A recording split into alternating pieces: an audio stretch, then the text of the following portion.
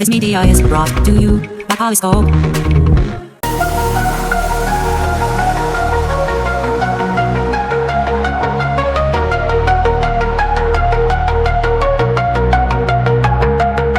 In the realm of tomorrow, where tech meets mind, we ponder, we dream. Okay, cool. Well, thank you so much for joining us here on Think Future. My name is Chris Kalaboukis, and once again, we're coming at you live from deep in the heart of Silicon Valley, California. Today, we have a very special guest. Why don't you introduce yourself and tell us what you're passionate about? Yeah, hi. Thank you very much, Chris. So my name's Andreas. I'm the founder and CEO of Artios.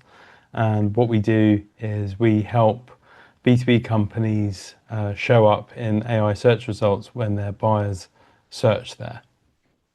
Well, that sounds very simple, but I'm sure there's a lot of complexity behind that because, I mean, it's like that's like the shortest elevator pitch I've ever heard. How do you do that? Yeah, sure. So, the reason I'm probably garbage at elevator pitches is that I'm more of a scientist. And so I'm more interested in the science. But to answer your question, how do we do it? What we're doing is look, just to give you some context, every second of the day, there's a lot of noise being added to the internet. You know, there's new articles and being published, and 99% of them never really say anything new or useful. Okay. So the way we help AI and our clients overcome that challenge is we produce research grade content that helps AI get smarter. And if our clients are the ones helping AI get smarter, then AI sees them as a content partner that they can A, it sees them as the authority, and B, it sees them as a reliable partner to mention as the answer when buyers are searching. So what would you define as research grade content? I mean, what constitutes it?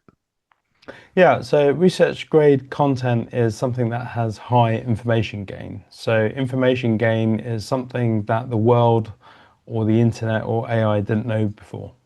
So it's adding value in terms of helping the world's or AI's understanding of how something works. Interesting. So how is this generated? I mean, how do you create it? Yeah, so what we're doing is we're data mining the internet and we're filtering down on our clients' target buyers. And then we look at all the conversations they're having online, and then we subset those conversations for those that are related to what it is they're looking to sell, be it a product or service. And by using that mined information, we're saving AI a lift. You know, AI is not having to do all that processing and statistical validation of those insights. So we've provided the service, and by saving AI computing power and contextualizing all the information that's out there into something a bit more focused, that would correlate to a prompt that a buyer frequently makes, but AI hasn't been able to successfully or not as successfully answer before. Our client's content helps fill that gap, and that's why we're able to guarantee those results. So you could say that this is closer to a source of truth for any type of content. Would that be an accurate statement? Yes, I would like to add some nuance. I would say it's a source of internet truth because There's a big difference, right?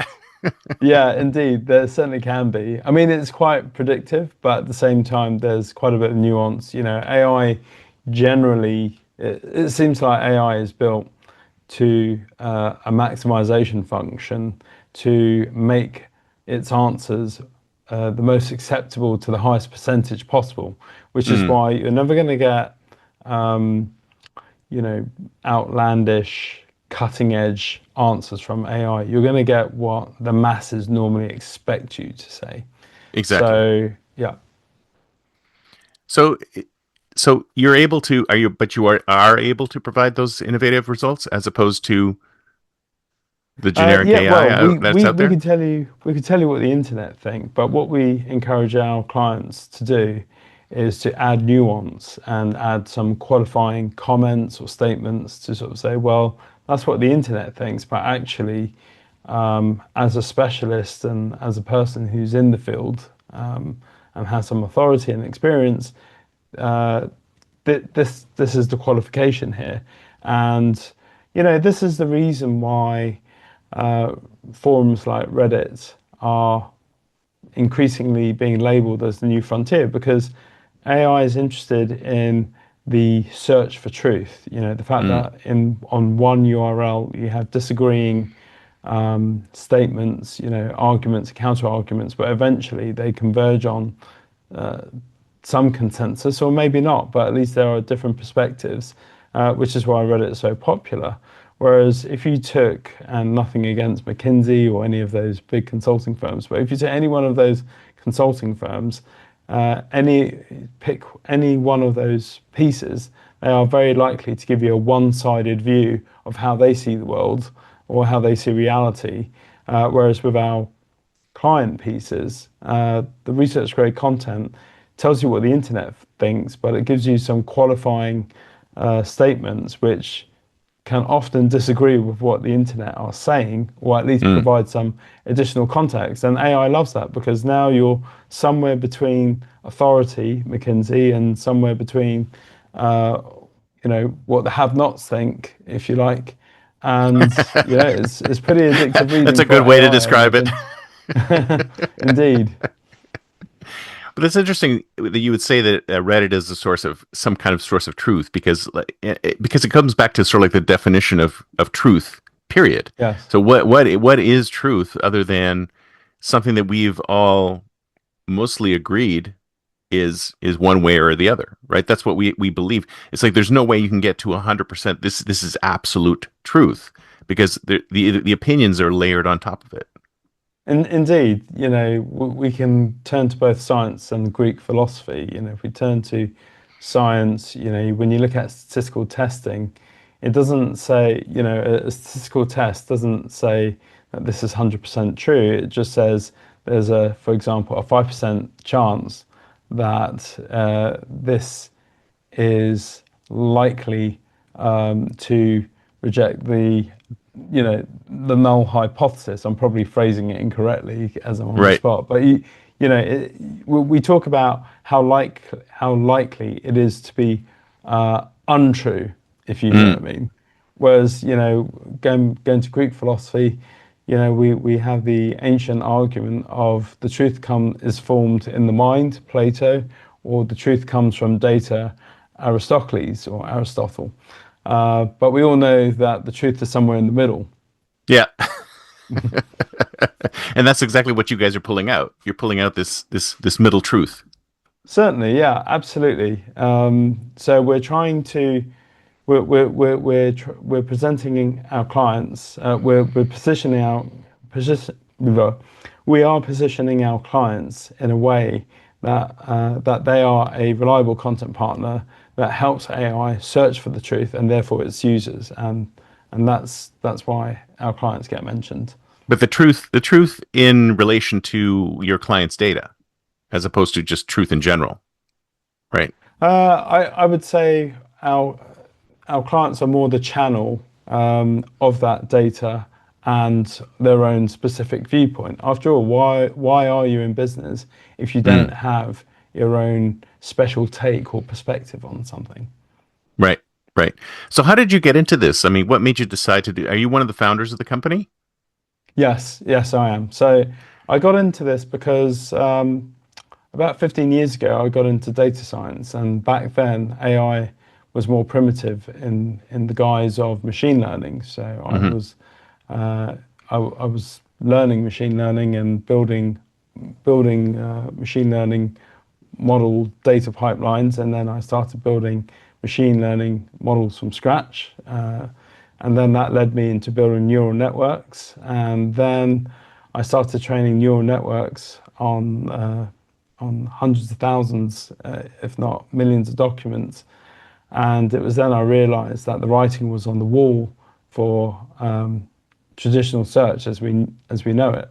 Mm. And that search was going to change. And it was then I decided, like a mad scientist, to start data mining in preparation for AI search that we find ourselves in today. Wow. So you were a bit of a futurist there. You actually predicted, you were correctly predicted where things were going to be going when it came to search. Yes, I wouldn't say I predicted the exact timing correctly, but I'm Well, still you predicting never now. can. You never can, indeed. So where do you see us now when it comes to search? Because I mean, I think there's still people who are using classic search like Google search and things like that. But AI is has become, and I guess Google is actually pushing AI into itself as the main mode of search. But do you see that is something like search engine optimization? Are those industries basically dead now? I wouldn't say they're dead. I think it's reasonable to say commercially they're on life support. Mm, There's a lot of, we're seeing in the industry that there's a lot of repackaging of SEO as GEO. mm, And so I think perhaps what traditional SEO consultants don't quite get is that the search engines serve the extraction layer, extracting the data.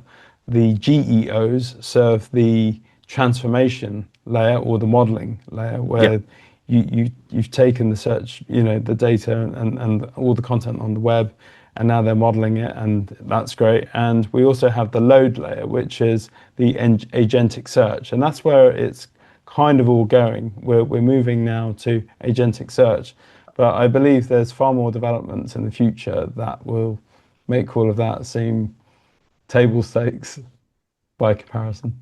Well, so what are we going to get to? I mean, right now you enter your search query, and it used to be you could enter very sophisticated queries into Google, and you would get pretty good results. But now everything's driven straight to AI. So Gemini is really providing the results. It's like the default result. Yeah, Yeah, and even LLMs are reaching their limits, because the limits are dictated by the limits of LLMs are dictated by the availability of documents and the internet and what gets published on the internet. And we know that Reddit is and other forums are being spammed. Sorry.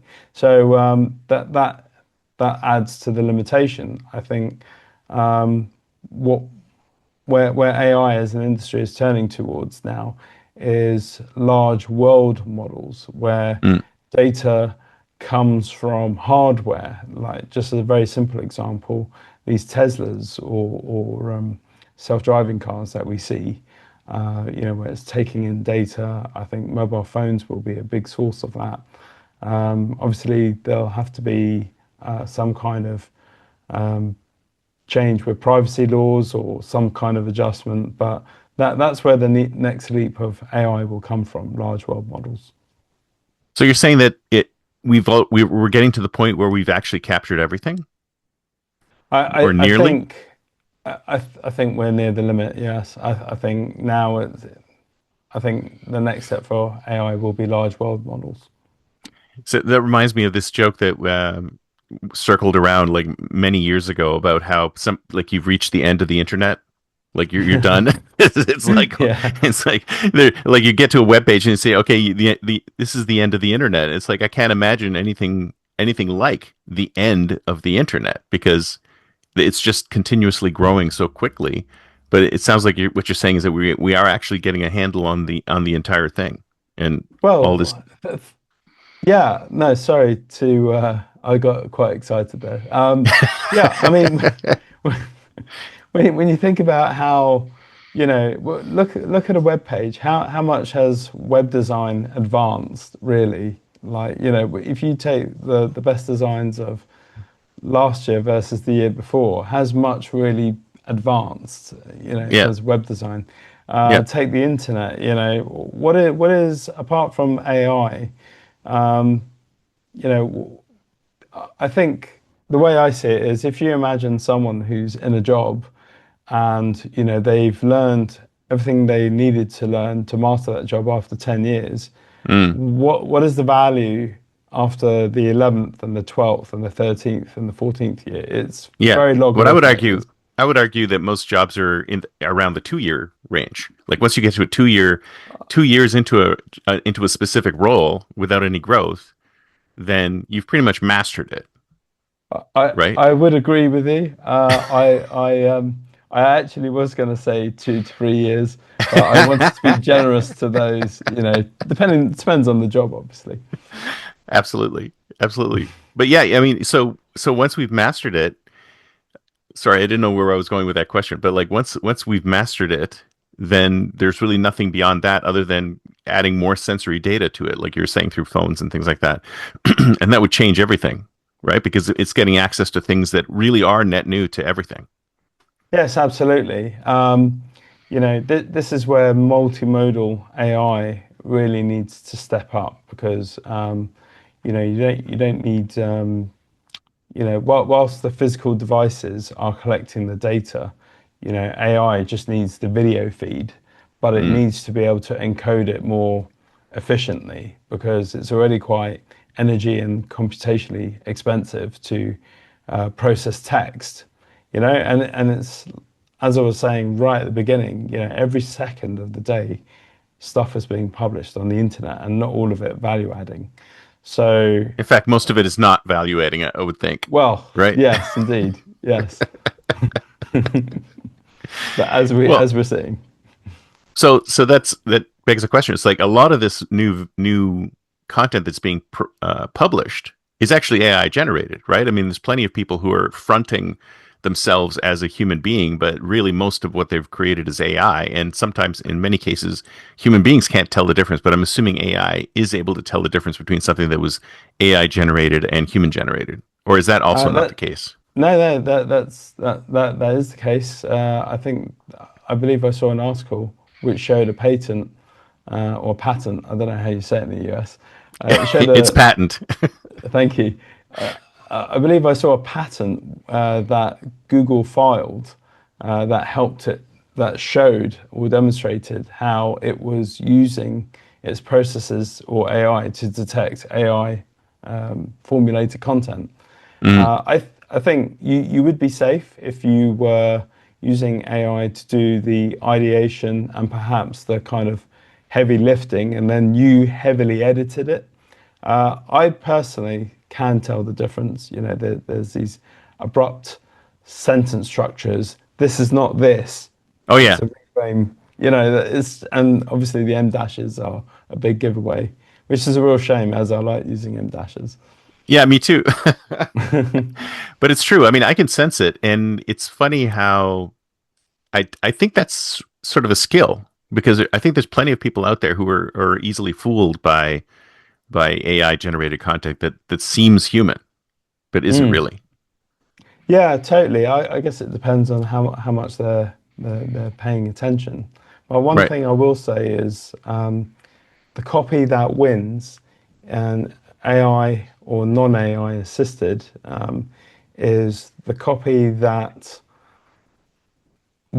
is written in a way that contains the word choices of an identity. So if Mm, you're looking to appeal to a HR officer, then you will want to use the identity traits in your copy uh, that are common to those in HR roles, for mm. example. But that, and I guess the next question is, where do you find those roles? What those traits? It would be from market research, interviewing HR officers So or you're HR saying I people. can't just go to ChatGPT and say rewrite my resume so HR will love it?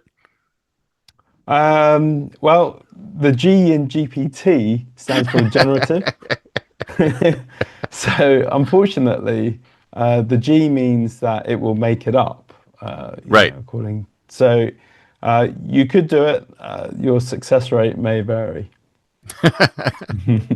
See, I had this very interesting situation. So I'm a huge fan of the Culture series with Ian Banks from Ian Banks, he wrote this series of science fiction novels years ago. So I went and asked ChatGPT. I said, I want a series, and he passed away a number of years ago, and I wanted a series similar to it. So I said, can you go out there and find me series that are similar to these, and it came up with 5 different series, one of which I had never heard of before. And after probing and asking, it eventually said, "Oh yeah, I just made that one up." Wow. Yeah. Like it even told me the titles of the novels, and it talked a bit about the story and the characters. And I'm like, I can't find this. I don't know what you're talking about. I can't find this. And you go, it went, yep, you got me. I just made that up. So and then I actually had a conversation with it asking, why did you do that? Yeah. Right. And it said, well, I'm just trying to be helpful. Like, and I'm like, that's not very helpful to me because you got my hopes up that this thing actually existed. And then it was completely imaginary. And I thought, Yeah. is that still going on? This was maybe about a year ago when this happened. Do you think that that kind of stuff is still going on, or are we definitely getting better Yeah. at it? It absolutely is going on, which is why whenever I'm doing my own research using AI tools, I will ask it to set a temperature setting of 0, so it doesn't get creative. Mm, That's more likely to work if you're making an API call to an AI platform. So that's one way of doing it, and I always double check AI responses as well. The third one might be if I'm trying to get this result, and I'm trying to avoid, stuff being made up, what would your prompt be? Then it mm. might say, here's the prompt, and then you might go, here you go, right now, here's the prompt. Using it against itself. I love that. Yes. But sometimes I find it can actually be very creative because sometimes when I give it like a very, very lean prompt, like at one point I was asking a image generating tool to show me an image of pain or something like Mm. I just said pain, and it came up with an incredibly creative piece of art. And I thought, wow, that's amazing. Is that like how does it know to do that? It's just plucking from what humans have already created that represents Yeah. pain. So here's the thing with AI, all of this content, um, you know, just as most content doesn't add value that's being published every second, most of the words or most of the content within content doesn't really add value. It's a lot Mm. of filler things, Yeah. items and objects. So it all gets compressed to a schema, you see. So when it comes to generating images, it will consult its own schema when it comes, like there'll be adjoining edges and nodes associated with pane, Mm. including visual adjectives, and that's what it will use to generate those images. Yeah, I just thought it was an crazy creative. Yeah. And, Yeah. like and if you're too exact, I mean, is that actually a good strategy to be less exacting with the prompt so you can be more surprised by the output? I think it depends on the objective you want to achieve. Like, so Right. for our clients' content pieces, we actually want it to be highly factual Yeah. and remove as many filler words as possible, so that the content is a lot more retrievable and uses less computing power. Mm. And that way, again, you're more seen as a favored partner because you're giving AI what it really wants. Just the Right. facts, Sam. Just the facts. And new information as opposed to something that's already out there. But it's like but people have argued that there is no such thing as anything new, right? It's just recombinations of old things. Is there anything really new? Um, yeah, I mean, there's always new data, you know, Mm. and things can change. Absolutely, people change, technology changes. Um, what gets published every second is not always truly new. In fact, very little of it is. But is it really new that we want, or is it value? Mm. But Because you could you have do need new to but look at useless. whatever's new, so, right? Because everything that's new that's being generated could have value. Because if it's new, then you're not aware of it. So it does need to be looked at for value. Yeah, absolutely. I mean, and this is the challenge that AI is having to contend with. There's constant new every second, but how can it, it's trying to find needles in a haystack. So I've heard that there's some backlash against places like Reddit, places like Substack, places where human beings are creating content being scanned and ingested by AI and used. Is that actually going on a lot? And is it like I'm assuming there's Yeah, nothing we can do about it. I mean, that is something that these publishers, these discussion forums, have to negotiate with the AI platforms, and I would imagine some of them have formal partnerships, just like Reddit. I believe it's signed. I can't remember if it's a 60 million or billion deal with Google in order to provide a fire hose of data. Yeah. Um, I, to me, the greater issue is the amount of spam being generated on Reddit in order to help agency clients become more visible in AI Mm. search, and it's going on, and But that's not but what you guys are doing. That's what these other agencies are doing. They're yeah, pushing themselves. we still help promote our clients on Reddit, but we are not using automated robots or anything like that. Would you say Reddit is becoming sort of like the source of for this type of Q&A? Because I mean, we've had Quora, we've had Substack, we've all these different tools, but Reddit seems to be becoming, or I mean, has become the main source of truth for a lot of these conversations. Yeah, Reddit, Quora, many of the other threads, they are becoming the source of, they have become the source of truth. Mm. And this is how we're a little bit different. Our research grade reports, uh, we're we're data mining all of these community discussion forums. Whereas, so that's why I do see Reddit spam and discussion forum spam as Yeah. as an issue. Whereas, what seems to be quite common in the SEO stroke GEO industry is that they tend to prompt engineer their way into producing research for their clients' content. Mm. And so I liken that to taking a cassette audio copy of a cassette copy. Hmm. The signal loss is huge, whereas Yeah. when you're data mining these discussion forum platforms, you're getting data that feeds AI, and therefore it makes it very easy for our clients to pass those fact checking algorithms. Right. Right. Very cool. So it's time to think like a futurist. It's the year 2036. It's 10 years from now. Where do you see all of this going in 10 years? Where will we be? We are going to be we're going by 2036. Large world models will become mainstream. Hmm. And how will that affect us? Like, what will that change? I think that's going to increase our trust of AI.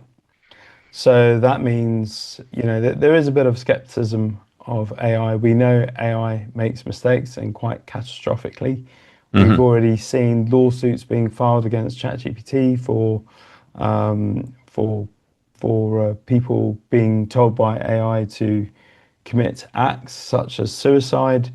I think with large world models, we are going to have increased trust in AI. Obviously, there'll be something quite unanticipated as a issue or a challenge that perhaps creates a new problem for the use of AI. But like I said, it's unanticipated, so I couldn't tell you what that is.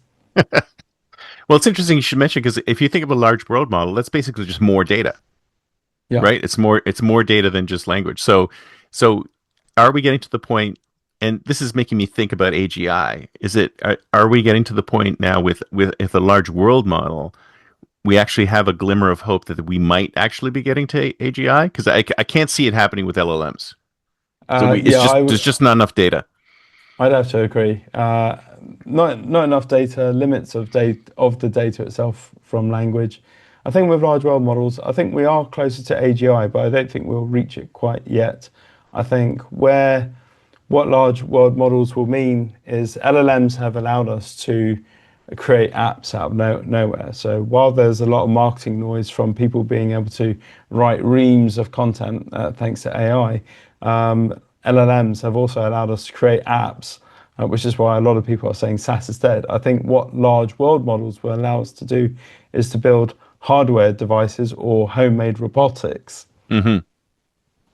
No, I want to see that. I mean, but the problem is that it's easy enough in the closed system, like being on the internet or in software. But once you hit the real world, then don't things become, exceptionally much more difficult, exponentially harder? It becomes both harder and easier. Like when we look at the technology we have today, we have so much on our fingertips. For those who have the intention or the inclination to want to do something or make a change, they will do it. On the other hand, you have those that will either misuse the AI or ignore it altogether and just keep scrolling on TikTok. And you don't think people are going to be using AI to generate TikToks? Uh, Already happening. they're doing it now, right? So I think large world models will mean that, perhaps, the really advanced people will perhaps be 3D printing hardware objects.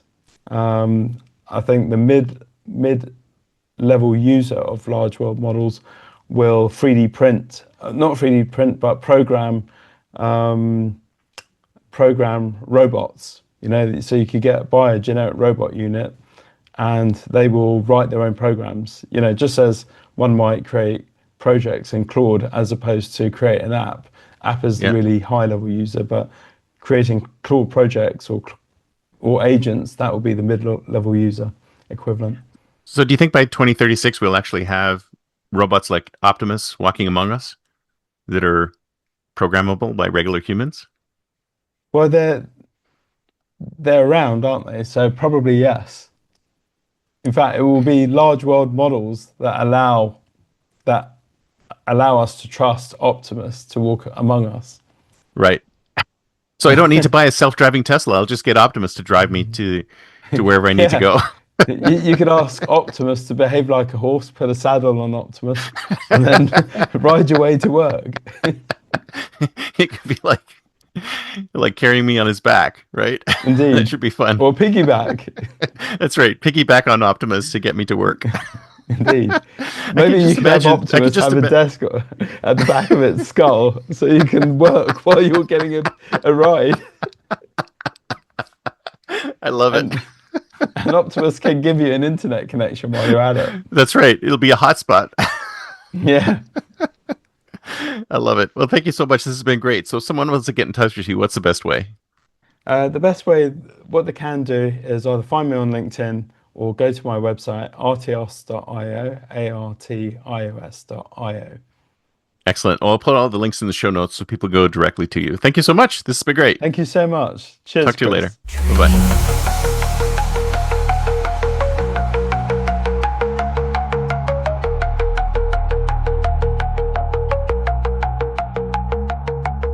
Pixels and philosophies merge and mold, a future untold, unseen.